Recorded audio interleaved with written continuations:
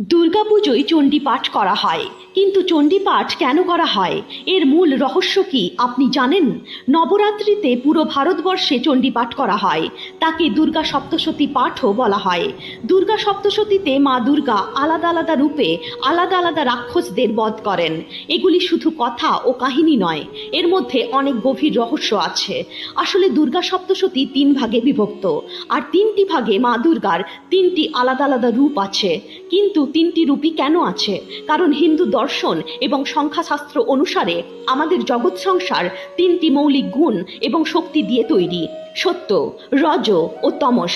আর যখন এই 3টি গুণের মধ্যে অসামঞ্জস্য তৈরি হয়, তখন দুঃখের জন্ম হয়।